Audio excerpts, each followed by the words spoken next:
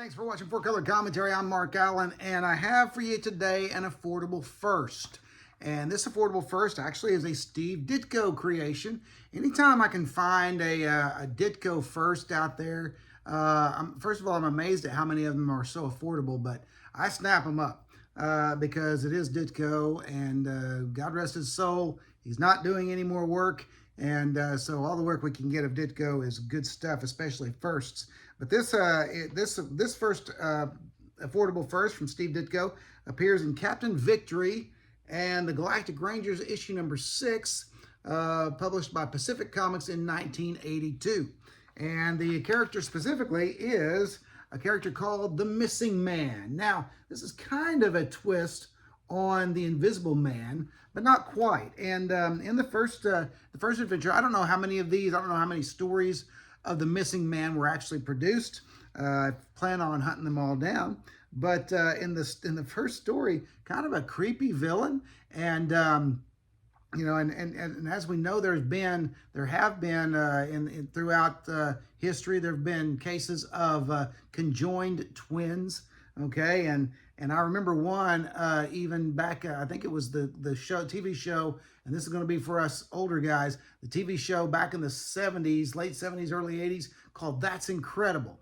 And Fran Tarkenton, I know, was one of the hosts on there, and then another man and a woman. But anyway, there was a case of a conjoined twin. They literally called him the man with two heads, even though he had two faces and only one personality. But this made me think of this, and I don't mean to cast aspersions on that poor man or anything, but this is the villain, and he actually has another head on the other side. There's four faces and 4 distinct personalities. Now, they never mention conjoined twins or anything, but that's, you know, just kind of almost has to be what the situation is. And you wonder what Ditko would have done with such a character over time. But that's the main villain. He is a cult leader in this first story. But and then you have him fighting on the second page there, fighting the Missing Man. Now you see arms and legs and a kind of a face there, but what seems to be happening just from the dialogue in the story is that he kind of comes and goes, and you kind of see him then you don't. Kind of an Invisible Man thing, but more mostly invisible, it seems. At least that's the way Ditko draws him. But of course, Ditko had his own unique style, and I'm not sure. I would have liked to have read more of an interview about, or would have liked to hear Steve Ditko talk about the Missing Man and what he was all about. But don't know that there's even that kind of material out there, that kind of information.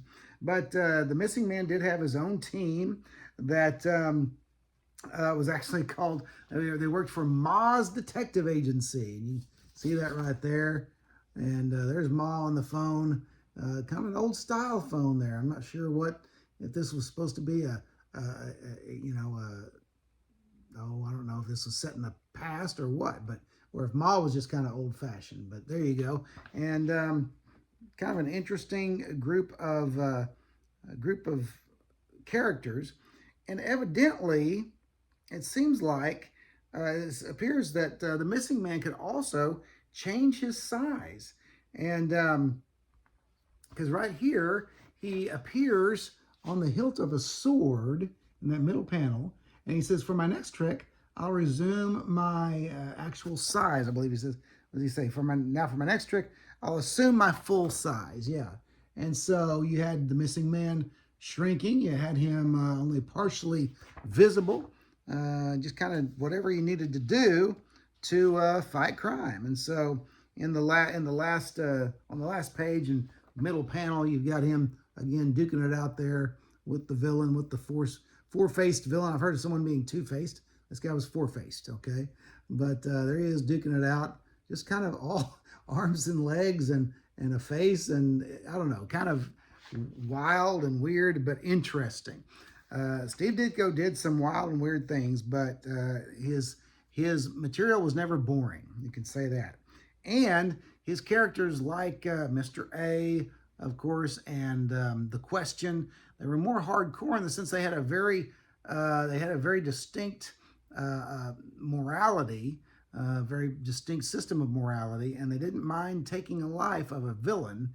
And that seems to be, I don't know for sure yet because I haven't seen any other stories, but the Missing Man seems to have that, at least some of that about him, because he tosses the villain out a window to his apparent death there at the end. But then the strangest twist, he meant to kill him, I think, from what the dialogue is. But in the stranger twist, you got this four-faced mask.